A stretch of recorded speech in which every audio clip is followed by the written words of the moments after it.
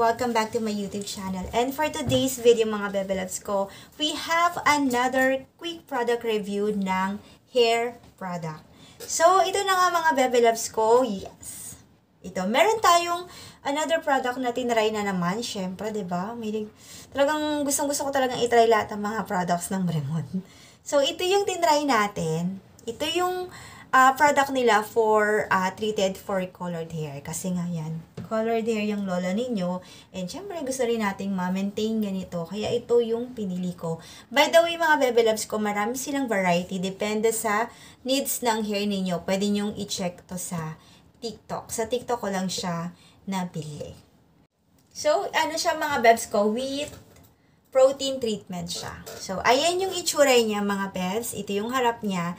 And ito yung sa likod niya. Ito yung about sa products. 500 ml na siya. Sobrang, alam nyo naman, diba? Sobra talagang ang dami ng laman ng mga Bremond products, diba? So, sasabihin ko sa inyo mga Bebe Loves ko yung mga gandang points ng Bremond kasi, diba? Bad and good points. Kaya ganun. So, yung good points yung mga Bebe Loves, yung unang-una talaga, ito talaga yung maganda sa Bremond, yung price niya. Sobrang affordable siya. Pwede ito sa mga estudyante. Mag-ipon lang kayo. Swak na swak to mga Bebs ko. At saka yung laman niya, sobrang dami.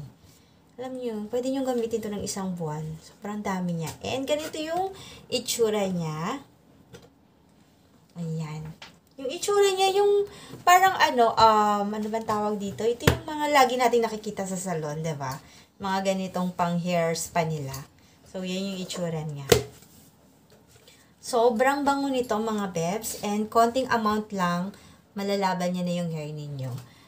When it comes naman sa colored, pag treated ng colored hair, mukhang okay naman siya. As of now, ayan pa rin naman. Yung hair natin, lumalabang pa rin, meron pa rin kulay. Dito lang talaga wala kasi nga humahaba na siya. Sobrang bango nito. Tapos yung hair ninyo talagang mamomoisturize niya. Alam niyo yung Bremond, yun talaga yung kanyang yung mga good points niya madalas. Yung bango, yung affordable price, at saka talagang yung hair niyo malambot talaga pag ito yung ginamit niyo. Kaya lang ito yung madalas kong na-experience kapag dating dito. Yung balakubak. Wala talaga, hindi talaga niya ako malaban pagdating sa balakubak. Alam nyo, ginagamit ko lang to Hindi ko to madalas nagagamit. Sobrang tagal na nito sa akin. Pero kasi nga maganda siya, talagang kinikip ko pa rin siya. Ginagamit ko pa rin siya kahit once, twice a week, ganun. Kasi nga, maganda naman talaga siya. Kaya lang, alam nyo ba, pagkagamit ko sa kanya, asahan mo kinabukasan, magkakaroon na talaga ako ng balakubak. Yun talaga yung nakakairita, yung makating, ang kati yung scalp niyo, tapos kapag kinamot nyo, sobrang dry talaga. So, iyon lang talaga yung pangit na madalas kong na-experience sa mga Bremond products. Yung pagkati ng ating hair, yung scalp talaga natin, talagang nagkaka-dandruff ako. As in, panalo yung dandruff ko mga Bebs ko. Pag kinamot mo yan, ayan na, mahuhulog siya. So, ayun lang po yung ating quick product review nitong Bremond na to mga Bebe Loves ko. Again, iba-iba yung experience natin mga Bebs. Pwedeng hindi kayo nagkabalakubak dito. Pwedeng hindi okay sa inyo to kasi nga iba-iba yung mga preference natin. At iba-iba yung mga kalagayan ng skin natin, ng scalp natin. Kaya, ayun. Yun yung palagi ko sinasabi sa inyo ha. Iba-iba yung ating preferences. So, that's it for now mga Bebe Loves. By the way, pwede nyo tong i-check sa TikTok kung gusto nyo pa rin i-try. Kasi okay naman talaga siya. Yun lang talaga. Kapag sensitive yung scalp ninyo, hindi ko siya ma-recommend.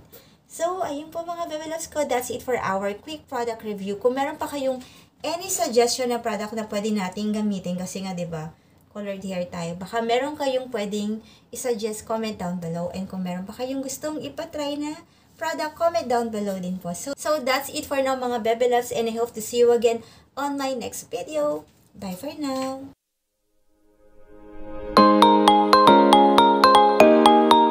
Ito yung about sa products. Sorry. Sorry.